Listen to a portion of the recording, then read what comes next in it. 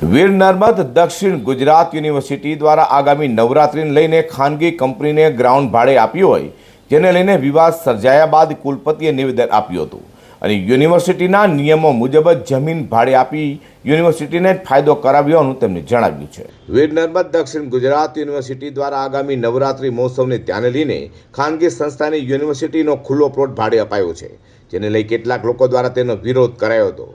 તાંગે યુનિવર્સિટીના કુલપતિ ડૉક્ટર કિશોરસિંહ ચાવડાએ નિવેદન આપ્યું હતું અને યુનિવર્સિટીના ગ્રાઉન્ડને લઈ ઊભા થયેલા વિવાદને કારણે કુલપતિએ જણાવ્યું હતું કે યુનિવર્સિટી દ્વારા બનાવેલા નિયમો મુજબ જ નવરાત્રિ માટે ગ્રાઉન્ડ ભાડે અપાયું છે અને સાઉન્ડપ્રૂફ ડોમમાં જ ગરબા રમાય તેવી આયોજક સમક્ષ શરત મુકાઈ હોવાનું પણ જણાવ્યું હતું।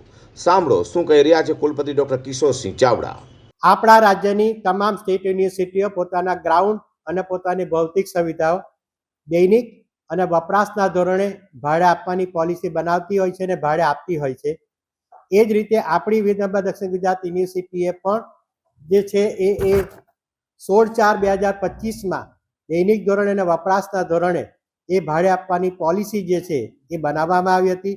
એના 2 માસ બાદ એટલે કે 14/6/2025ના રોજ અમારી બોર્ડ ઓફ મેનેજમેન્ટ અને તમામ અધિકાર મંડળોમાં આ જે પ્રથમ આવેલી અરજી જે છે એનો સ્વીકાર કરીને 62,50,000 પ્લસ જીએસટી એટલે કે 10 દિવસના આ આટલી રકમનું ભાડું વસૂલ કરવાનું એ પોલિસીને આધારે એ કરવામાં આવ્યું છે।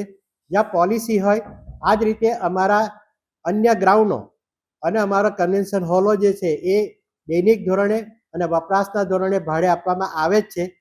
ત્યાં ટેન્ડર પાડવાનો કોઈ પ્રશ્ન ઊભો થતો નથી, જેની પ્રથમ જ એમ તમામ। અને બીજી બાજુ એ ગ્રાઉન્ડની અંદર કંઈ પણ થશે અનિયમ બનાવ તો એ આયોજકની રહેશે અને ગ્રાઉન્ડની બહાર જે છે જાહેર રસ્તા પર ત્યાં યુનિવર્સિટી અને પોલીસ તંત્ર 24 કલાક 365 દિવસ જવાબદારી અતા કરતા આવી છે અને કરશે। અને આ હોસ્ટેલ જે છે એ હોસ્ટેલની 2 બાજુ એ 24 કલાક ને 365 દિવસ ઓલરેડી ખૂબ મોટો ટ્રાફિક રહે જ છે, એટલે ટ્રાફિકનો અવાજ છે। આ સંસ્થા જે છે એની પહેલી અમારી શરત છે કે સાઉન્ડ પ્રૂફ ડોમની અંદર આ વ્યવસ્થા કરવાની છે। કોઈ પણ જગ્યાએ શરત ચૂક થશે તો પોલિસીની અંદર આવેલા પ્રમાણે કડકમાં કડક પગલાં લેવામાં આવશે। ખોટી રીતે નવરાત્રિ તહેવારને લઈને યુનિવર્સિટી દ્વારા ભાડે આપેલા ગ્રાઉન્ડનો વિવાદ ઊભો કરનારોને કુલપતિએ ખુલાસો કરી વિવાદનો અંત આણ્યો છે।